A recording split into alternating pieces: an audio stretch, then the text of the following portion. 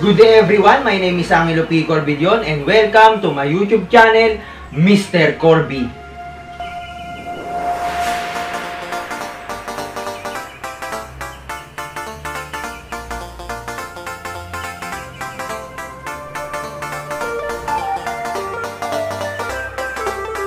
And our topic for today is about personal protective equipment or PPE in electrical installation and maintenance. At bago po tayo magsimula, shoutout lang po sa ating mga SPED teachers from Santolan Elementary School. Sila Ma'am Rochelle A.U., Ma'am Sheila Riza A. Lumanas, Sir Mark Loren O. Kaiser. At shoutout din po sa ating mga learners with special needs this school year 2020-2021.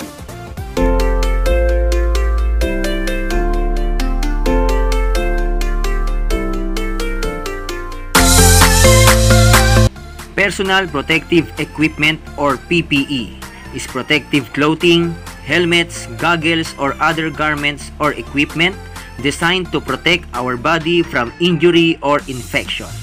Protective equipment may be worn for job-related occupational safety, health purposes, sports, and other recreational activities.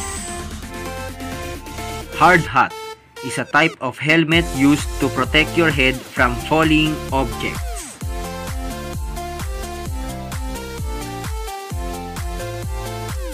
Safety goggles. It is used to protect your eyes from any dangerous impact.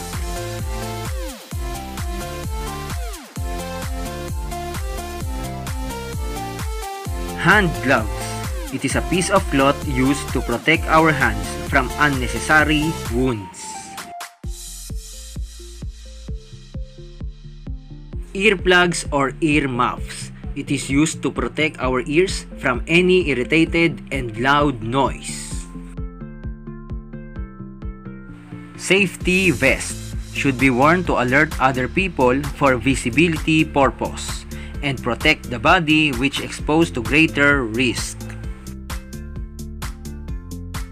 Safety shoes to protect our feet from any injuries.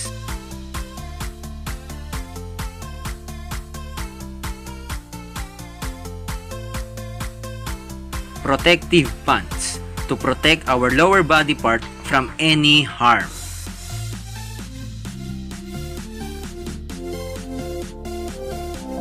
Harness. It is used when a man working from heights to prevent falls.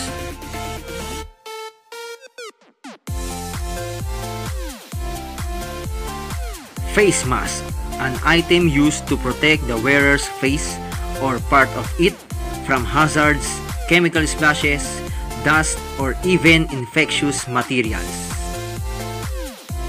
And now, let's have a short quiz.